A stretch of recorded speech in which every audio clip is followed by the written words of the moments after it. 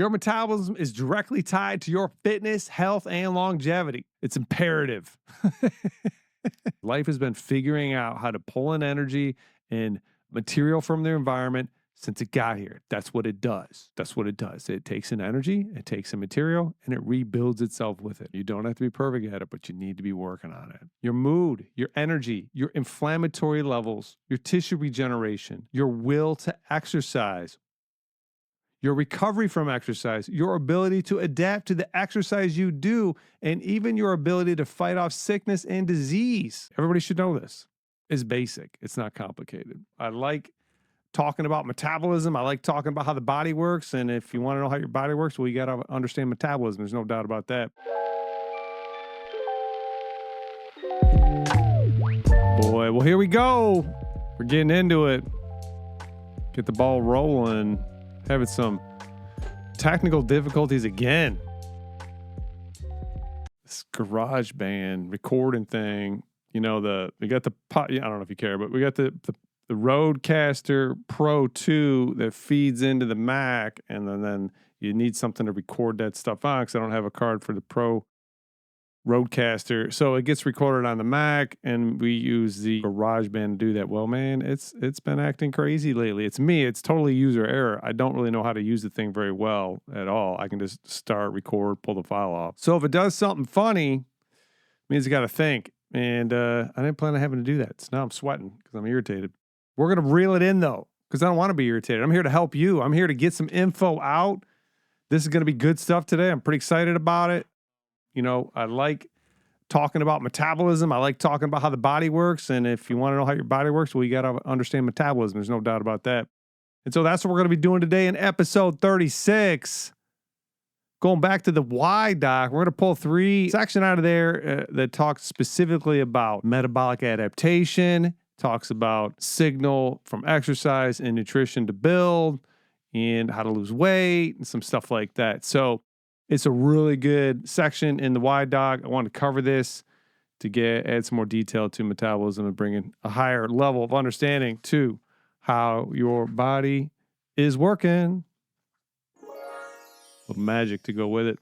Goal of this episode is to continue to dive into the why doc, add depth to our understanding of metabolism, and have some fun. See, that was fun because fun is fun, but that isn't fun. That's wah-wah, Oh, Lordy. All right, we are recording everywhere. We've got green lights everywhere. We got red lights, actually. Oh, well, before we get into the updates, we always got to give a shout out to Liquid Death. They are going to be murdering my thirst today. I need it murdered. We got these little cans. Definitely makes you feel like you're drinking a beer. Sounds like I'm drinking a beer, but I'm not. I'm drinking water. Can you hear that?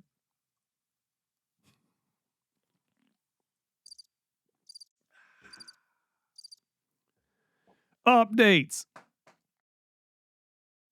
We got a little before. Oh, not updates yet. Outline of topics. Outline of topics. We got updates today. We got before we get started. We got metabolism and weight loss, as I mentioned. Metabolic adaptation, which happens in weight loss sometimes. Well, probably every time. Deposits and withdrawals. Measuring improvements in metabolism. And then some final thoughts. Pretty excited about this.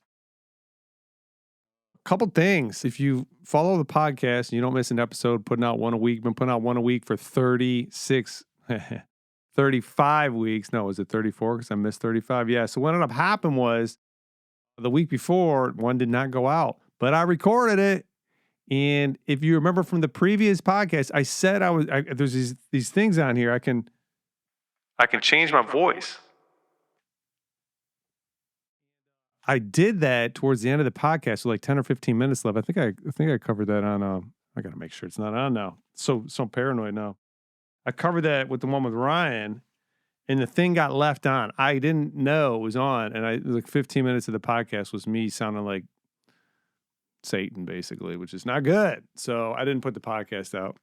Let me test this real quick. All right, yeah, we're good to go. So So I cut the podcast. It goes out to the editor. He gets it back to me on Friday. I didn't check it. I was just in the process of posting it up on Monday when I realized, that's not okay. And so, anyways, I ended up missing a week. I haven't technically missed my goal yet because I could just do a double episode. I could do 2 episodes in 1 week. Most likely I will do that because I want to hit that target. But I wasn't about to re-record it on Monday. And then, anyways, got a lot going on. Thought I'd give you that update. Sports, golf. Well, what happened with golf? It was a double playoff. I stopped watching after the second hole. They tied on the second playoff hole. So I don't even know what happened. I meant to check, and I don't even know. It was 2 dudes. Guy whose last name was Fox. It's kind of who he came from behind and tied that up. That was cool. Tigers, I'm not following too much. I know they're still killing it, though. The pitcher's supposed to be the best pitcher on the planet, which is pretty neat. Weather, it's been whatever, We don't do updates with the guests. So what's the weather been like? It's been all right. A lot of rain. It seems like it's going to be a rainy summer. Typically by now, I would have been out on the bike 2 times a week without a hitch. This has been going on since COVID. I got the bike during COVID, 2020, and I don't remember having to miss too many days because of raining, but I have only been out like 3 times this year so far. So we are getting some serious rain. I'm about to go up north. I'm cutting this, and then I'm going to upload it, and I'm going to pack, and then tomorrow I'm going to do some work, and I'm going to get in the truck and go up north. But it's raining up there, so 58 and rainy. Anyways, we're going to go up there and make something happen because I'm going to take a break regardless. So yeah, weather's been lame. How about that? Weather's been? That's for sure. For sure. Subscriber updates, email 62. YouTube goes from 119 to 122. Spotify and Apple stay the same. And as always, a little reminder, please submit your questions to dennis@dennisfenrich.com. All right. Before we get started, I spent a couple hours rewriting this document, and I rewrote it like 2 or 3 weeks ago. So it's not going to be super familiar to me. And I remember that it is not perfect. I would have loved to tap into it this morning, give it a once over, but I didn't have time. We got some stuff going on at the gym. I was spending all my time on that this morning. But we're going to read it, and I'm going to do my best to not talk while I'm reading. What ends up happening is I start talking about what I'm about to say next when I'm reading. So I'm just going to try and read the section and then have my comments on it. Okay, that's the goal for today. Bam, bam, bam, bam, bam. Moving right along here, guys. Let's get to that doc. Let's get into this. We got a little drinky. Love it. Here we go. Metabolic basics. Let me say this real quick. Suppose I can talk before I read. What I hope for you to get out of this is by talking about these different ways that metabolism works. It gives you I could just say, hey, here's what metabolism is, or we can dive into some details, give you some understanding of different ways that it works, and then it's going to help you to understand. Mostly, this is going to revolve around how exercise and nutrition work together to build and develop your metabolism. And so these 3 sections that I'm going to talk about, metabolic adaptation and building tissue from exercise and nutrition, are going to start to paint a clearer picture of how your metabolism, how a metabolism works. And so that is the goal, and I hope you get that out of today. All right, here we go. A little bit of reading. Metabolism basics. Exercise and nutrition have a massive impact on your metabolism. When used in tandem in appropriate amounts, they are your greatest tool to improve it. So the combination of exercise and nutrition. Why do you want to improve your metabolism? The health of your metabolism will affect everything about you. Your mood, your energy, your inflammatory levels, your tissue regeneration, your will to exercise, your recovery from exercise, your ability to adapt to the exercise you do, and even your ability to fight off sickness and disease. It is everything to your fitness, health, and longevity. Health and longevity and the quality of life you live daily are directly affected by how well your metabolism is running. You can have a massive influence over yours with exercise and nutrition. This section will cover some basics of how these two things work together to build metabolism and therefore your fitness, health, and longevity. See, look at that. That was a paragraph. Look at that. I said what I was about to read. I did it again. It just is what it is. Maybe you get to hear it twice. That's great.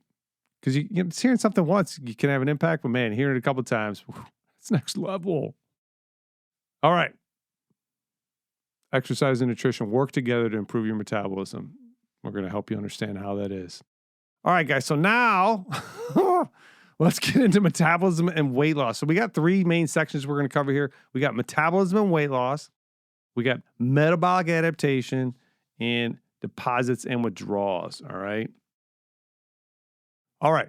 For decades now, we've been told to eat less and exercise more. This is a good message for those who want to lose weight, and there is no shortage of people who would like to do so. It's just that the message was a bit too simple. The basic idea is that when you burn more than you eat, your body is forced to use stored energy to maintain activity, and weight loss occurs due to a calorie deficit. And this is how it works, for a little while at least. What most people experience, though, is an initial weight loss, and then it stops weeks or months into the calorie deficit. This is called a plateau. But what is causing this plateau thing? We are still in a deficit, aren't we? I mean, my fitness tracker says I burned 2,500 calories today, and I only ate 1,500. What gives? Well, what gives is your metabolism. It dropped. It slowed down. Calorie deficit soon becomes calorie maintenance, and this is due to the slowing of metabolism and calorie expenditure. This is what your metabolism does. It slows down to meet the level of energy coming in. It can't do this in a day. It takes weeks or months to adjust, so you lose weight initially, but then you plateau.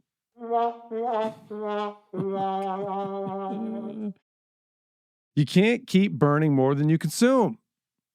If you try this with your car, putting less gas in than you are burning, it soon stops running.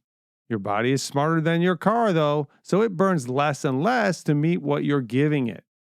If life hadn't figured out how to do this, how to adjust to energy availability, then we wouldn't be here. So it is a good thing. So it's kind of leading to what I'm going to talk about next, or what's in the next little topic here, which is metabolic adaptation. But now I'm going to cover, there's two ways that you can create consistent weight loss. And that's if you're not already metabolically adapted, which we're going to talk about next. But I'll give you two basic ways to do it. And I'll read the sections here. All right. There are essentially two ways to create consistent weight loss. One is to periodically go into an energy deficit as opposed to a chronic one. This will help keep your metabolism running. You could do this for a larger deficit, somewhere around 500 to 1,000 calories a day, depending on the person. Maintain this for a week or two or until weight loss slows a bit, i.e. before it stops or plateaus, and then give your body a break by going back to maintenance calories again. Repeat this process until the desired weight is reached. All right, so that's pretty basic, right? So your body's burning 2,500. Hey, I'm going to eat 1,500 or 1,750 or 1,800 or whatever for a week, 2 weeks, probably 2 weeks at the most. Go into like a stronger energy deficit. Then you go back on a maintenance. You go back to 2,500 for a week. And that is going to get energy going back in. That's going to keep your metabolism from slowing down. It's going to help to maintain a healthy running metabolism. Okay. So you basically take weight off in phases or chunks or little bits. The other way is just to do I'll just read it. How about that? Or maintain a small deficit that doesn't create such a strong reaction in your metabolism. This number is usually around 300 to 500 calories a day and can be maintained until the goal weight is met. Again, this depends on the individual, and one of those considerations is their current metabolic state, i.e., is it adapted to run slower? This is known as metabolic adaptation, which we'll go over now. Okay, so the other way is just to maintain a smaller deficit that doesn't send as strong of a signal. So it's probably going to take, I don't know, would it take longer? It's hard to say. But, 3 to 500, not too aggressive. It's not such a strong signal where your body's going to start to adapt quickly. And so usually if it's a small deficit, you can maintain weight loss without hitting a plateau. Unless you're already starting in a metabolically adapted state. Your metabolism is already slower than it would be if everything was running ideally. And that's what we're going to talk about now. Okay, metabolic adaptation. If someone has been in a negative energy balance for a prolonged period, such as years or decades, which happens, their metabolism will be metabolically adapted, meaning that it has downregulated energy expenditure to meet energy intake and has done so for so long that it will be reluctant to make a change in the other direction. In other words, things are running slow and aren't going to just get fired back up from a week's worth of positive energy balance. Your metabolism is going to need a little more convincing than that.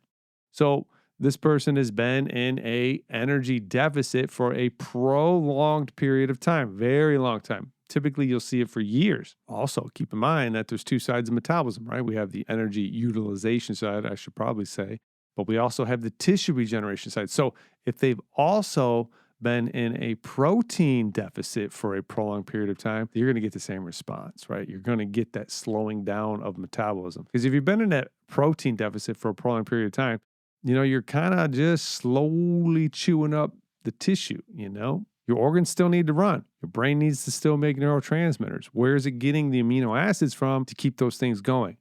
Your skeletal tissue. That's where it comes from. Okay. When in this state, building your metabolism back up is the only way out. So if that is you got to build it back up. We'll talk about how to do that. You do this by focusing on improving and building your fitness, not pushing for weight loss.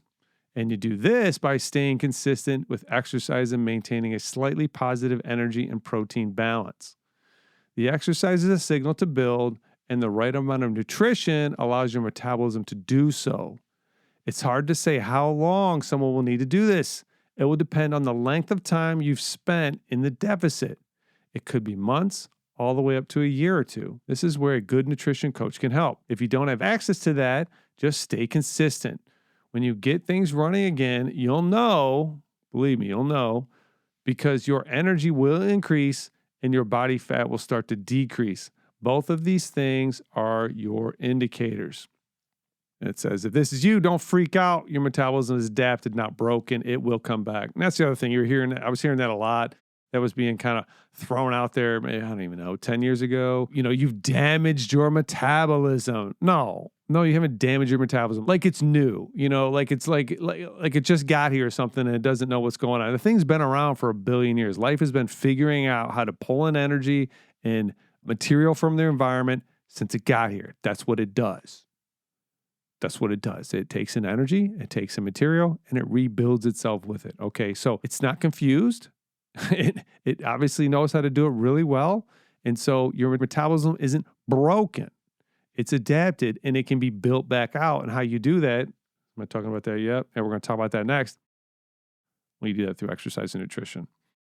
But if you don't have access to a coach, it's not super complicated. You need to figure out how much energy you need to take in. You need to figure out how much protein you need to take in. And you need to make sure you do those things. You don't have to be perfect every day, but you need to be, let's say, perfect over a week. Okay. You need to make sure both of those things are in a positive balance over the course of a week or so. All right. And you need to exercise consistently and just stay with it and you'll get there. I remember specifically I was working with an individual and, we start with tracking and, within 2 weeks, it's very obvious that this person is way under eating, 900 calorie days, 600 calorie days, 1200 calorie days, sometimes a 1800 calorie day, and they're male, they're, 100 or 205 pounds at the time. And that's just not enough. And it's obviously not enough. And so over the course of the next 7 to 8 months, we slowly built them up because it's hard to change your habits. Slowly built them up, their energy and their protein intake. And as soon as they got their numbers right, and I'm not exaggerating, went from like 202 to 178. And it just started coming off. It took 7 to 8 months to get them to get the habit of eating enough, get in the habit of taking enough protein to where it was at a level to where now their body was willing to take off the extra weight. And as soon as we hit those numbers, bam, I'm not kidding, 202 to 178, I think were the numbers. So anyways, it's not broken, it's adapted, and you can build it back. All right, so here's how you build it back. We got this next section called deposits and withdrawals. I'm going through, you know what? I'm going through a little liquid death withdrawal right now. Yeah, liquid death. What are the buns we got on here? I never hit this one. Get you guys charged back up. Yeah. I like that one too. All right, I needed a breather. This reading stuff's hard. All right, back at it. Here we go. Left you in suspense. Deposits and withdrawals. Here's how you build your metabolism back up. Let's add some depth to the statement above about exercise being the signal and nutrition is needed to build and adapt to that signal. Remember, metabolism is not just how much energy you burn. It's also how fast your tissues or cells are regenerating. They can do it at a healthy rate and at a rate that can maintain or increase your tissue density. Oh, I totally read that wrong. Can they do it at a healthy rate and at a rate that can maintain or increase your tissue density? That's a question. Why would you want more tissue density? Well, the lower your density, the frailer you are. Oh yeah, I changed that to the more frail, which I think it should be, but I didn't. I.e., if you fall, you break more easily. Building tissue and bone density over time is critical to fitness, health, and longevity, which are closely tied to the health of your metabolism and your durability. And it's also how you build your metabolism. I'm surprised I didn't go and hammer that point instead of the one I did. Back to the article. Back to the doc. Long-term or chronic low intake of nutrients, primarily protein and energy, leads to low bone and soft tissue density. Energy and protein need to be in a positive balance to build these things back. In a positive balance, you are adding to. In a negative balance, you are drawing from. It's no different than spending more money every month than you make. It's simple math. Now again, the body will slow everything down to minimize this loss and can do so quite well for quite some time. For weeks and months, really, but it can't for years. Years are going to be a draw on your tissue bank account. Okay. Like I said, I already said that because I like to say what I'm going to say before I read it for some reason. Last paragraph in this section. So, how do you make deposits? Stimulate bone and tissue growth with exercise, and then maintain a slightly positive balance of energy and protein as stated previously. This should sound familiar at this point. Yeah, because I've said it and read it multiple times now. It's the same way you build your tissue, your fitness, and the same way you build your metabolism out of metabolic adaptation. If we are going to build, we have to add to. End of story. Nobody ever built anything by taking it down. Bam. Exercise. Exercise provides the signal. Nutrition provides the material. The two work together always. Be sure to add to your bone and tissue density by combining the 1-2 punch of exercise and proper nutrition. So there it is again. I've said it multiple times now. Exercise is a signal to adapt, right? Your body, your metabolism is always adapting to the environment all the time in real time right now. Right now, you're sitting somewhere and you're listening to this. Maybe you're standing there. That's a signal. That's telling your body what it needs to be good at, right? And if sitting, a low energy state is what it needs to be good at, guess what? It's going to start to adapt to that. It's going to start to adapt the tissues to the very tissues are going to become adapted to the position that you're in. And if you sit a lot, they're going to start to shape themselves that way. People, forward head postures, because your head's always forward. It's not complicated. This happens over the years. So signal through exercise. You have an environment. In your environment, you can control some things. You can control how you move, whether you pick up heavy things, what kind of intensity you move at, And when you intentionally create that environment, you're going to get a signal, and then you feed your body the protein and the energy and the nutrients it needs to then adapt appropriately to that signal. And that is how you build fitness.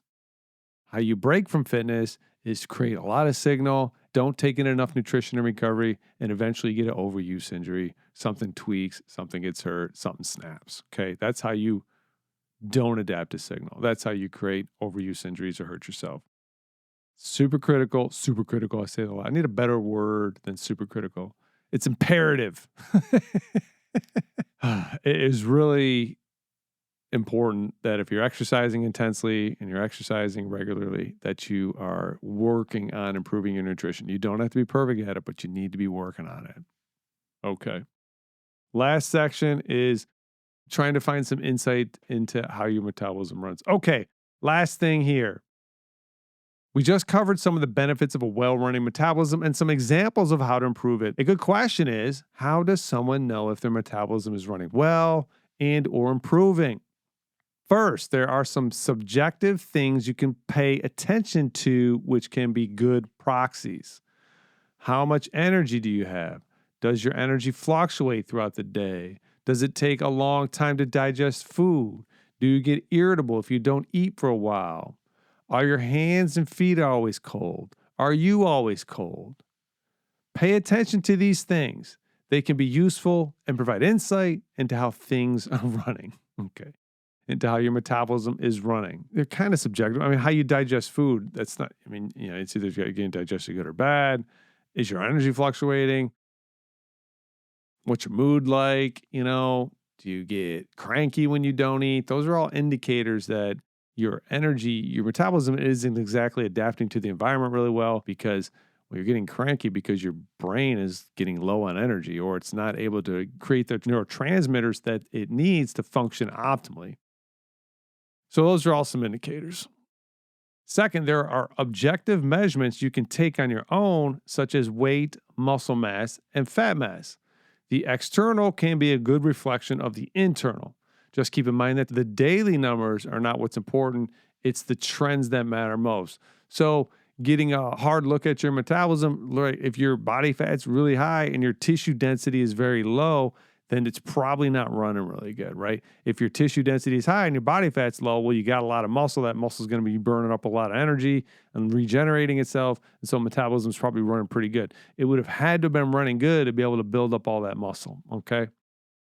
And be able to take off the body fat. Third, you could work with a doctor and do regular blood work. Some of the more important metrics to look at are inflammatory, thyroid, hormone, blood lipid, and amino acid levels. Having these blood markers checked every 3 or 6 months would provide good feedback. So now you're going to go into the blood. You're going to actually look at some markers internally and see what's going on. So if your inflammatories are elevated, if your thyroid levels are low, if your hormonal levels are low, blood lipids are high, if all those things are going on, then that's going to be a good indicator that something needs to be, you need to exercise more and eat more, probably more protein. So how does that correlate, right? Here's something for sure. If you're in a long-time energy and amino acid, fatty acid deficit, your thyroid levels are going to go down. Why? Because thyroid is regulating the rate of metabolism at the cellular level. And if there's not a lot of energy coming in, well, your thyroid levels are going to go down. This is exactly what happens when you fast, right? Your thyroid levels tank because that is the adaptation, right? Your body's like, there's no energy coming in. We need to slow down. Now, the interesting thing about fasting is your metabolism can't stop, because if it stops, it's dead. So you have to take off body weight when you're in a fasted state. So anyways, some blood markers you could look at. And lastly, blood glucose levels are a highly objective method that provides a real-time view of your metabolism's health and function. It is incredibly insightful and can be monitored at home without the need for a doctor, and is relatively inexpensive. Why is blood glucose so good? It's a great proxy of how well your metabolism processes the food you consume from start to finish. When you are processing your nutrition well, it will be digested and then absorbed quickly into the tissues from the bloodstream. If this is not happening at a healthy rate, your blood glucose will go higher and stay elevated longer, indicating that the nutrition is staying in your bloodstream for an extended period. This would be an indicator of a bottleneck, most likely due to slow nutrient absorption into the cells, i.e., slow cellular processes. So think about you eat a meal. If your metabolism's running good, that meal is going to be digested, dumped into the bloodstream, and pulled immediately into the cells and whatever needs to be done with them. Okay? That's all going to happen at a relatively normal, quote, healthy rate. If that process takes a long time and the blood sugar is rising into the bloodstream, the blood sugar is going up in your bloodstream, then what does that mean? That means the energy is staying in your blood. It's not getting pulled into the cells. So that means there's something going on at the cell. Most likely, you need to be more active, right? Because if you get up and you go burn 500-600 calories, guess what? Those cells, the energy surrounding those cells just got cleared out, and now it's going to be forced to pull it from the bloodstream. It's like a physics thing, man. Okay, if you'd like to invest in a blood glucose monitor, the Keto Mojo is a good option. It's built for fitness purposes and is one of the most accurate on the market. Also, if you want to do some fasting or a ketogenic diet, you can check ketones with it as well. It's a fantastic tool. Now, this has shocked me because I got into fasting and checking my blood glucose levels and ketone levels like it had been 4 years ago now. And I was shocked to learn that the monitors that, a diabetic would use, they were considered good and available on the market, and they could have it was a 10 or 15%. What is that called? They could be inaccurate within 10 or 15%. There's a name for that, which is escaping me right now, a word for it. So what does that mean? That means if you checked your blood glucose and it showed up at 150, well, it could actually be like 165 or 172. Or it could be 135 or a little bit less, right? Which was a huge range because when I was doing it, I wanted to know if it was 90 or less. And so, well, is it 90 or is it 100, 109 or 113, 114, right? I wanted to know, and I couldn't say, I was just shocked that was the case. But the Keto Mojo is built for fitness enthusiasts. It's built for people that are trying to get more accurate with their glucose. And so it's a really good product. That's what I want to say about that. All right, where's my last sheet here? All right, here we go, guys. Final thoughts.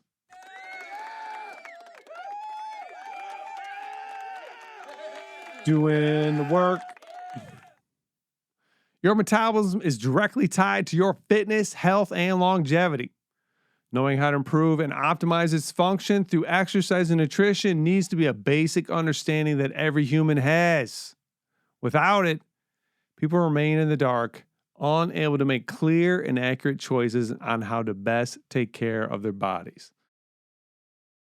This should be like 101. Like this should be taught to kids when they're 12, 13, 14 years old. Hey, you're here. You got one of these things we call body. It's probably good that you know how it works. I think they'd want to know that. So basic fundamental stuff, right? It adapts to its environment, it adapts to the signals that are coming in, and then it uses the nutrition to help that adaptation, to reinforce and to build back from the signals that it's receiving, right? If you're getting exposed to a lot of germs, a lot of bacteria that's taxing on your immune system, well, let's make sure we're taking enough energy and enough nutrition that our immune system isn't being hindered or having one arm tied behind its back because it's missing critical nutrients or whatever it needs to function optimally. Because if it's functioning optimally, it's going to adapt optimally. And we're going to get sick less. We're going to have stronger immune systems. You want to build your muscle tissue? Well, lift heavy weights, build your bone density, your muscle tissue, and then feed it the nutrition that it needs, okay? This should be taught to everybody. Everybody should know this. It's basic. It's not complicated. All right, that's it for today, guys. Live long and prosper. So corny. Star Trek nailed it. Spock nailed it. You know what I mean? Live long and prosper. I think it's an awesome thing to say to people. And that's what I want for you. I want you to live long and prosper. And that's why I put these things out here. Next episode. I have no idea what the next episode is. Oh, wait. I think I found a topic. Yeah, I did. I wrote it down. I don't remember what it is. It's going to be around mindset and I think planning or something like that. I think so.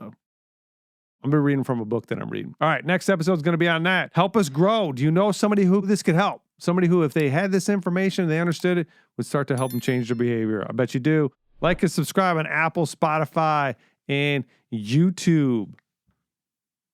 And as always, submit your questions to dennis@dennisfenrish.com. All right, guys, that's it for today. I hope you enjoyed it. I had a blast last week with Ryan Mars. I really enjoyed that podcast. I'm really enjoying the Conversation podcast, and I think I'm going to be working on getting more guests on, and I'm excited to do that.